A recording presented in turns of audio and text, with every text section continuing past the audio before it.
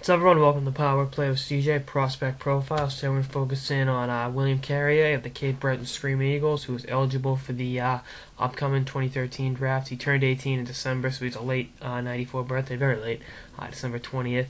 And he's having a hell of a year up in the queue. 42 points through 34 games, 16 goals, 26 assists, 41 penalty minutes. We'll talk about that in a second. Last year had 70 points in 66 games and 65 penalty minutes. And his rookie year in the queue at 15/16, had 12 points in 61 games. So he's really upped his offensive production. Every year he's been up there.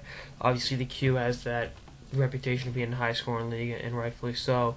But this kid can play. He's a good-sized kid at 6'2", 205 pounds.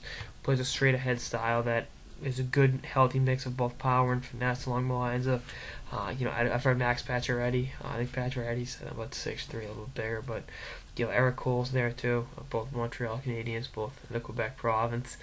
But guys that can really bring it both physically and skate through with the moves.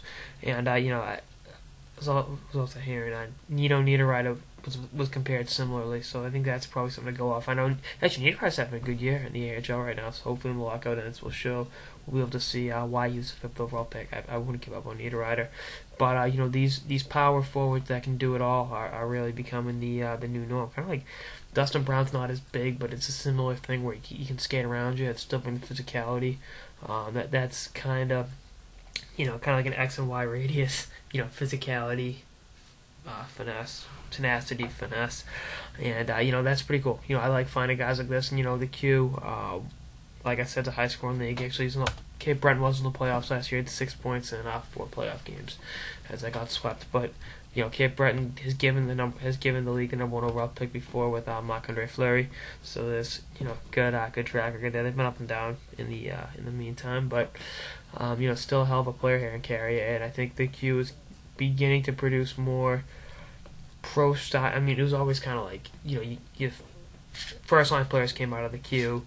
Your fourth liners came out of the dub, and everything else in between came out of the Ontario League.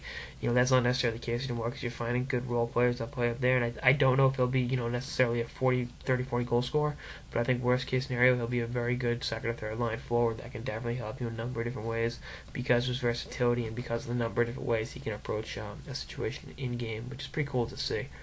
But I'm excited for him. Like I said, talking about the last piece. I just did, talk power forwards. They're my favorite. Being a Cam Neely fan growing up, so I always got a soft spot on them, and I'll be following Carrier's development for a long time. That's on this episode of the Power Play with CJ Prospect Profiles on William Carrier of the Cape Breton Screaming Eagles. Stay tuned for episodes throughout the season and beyond. Later, guys.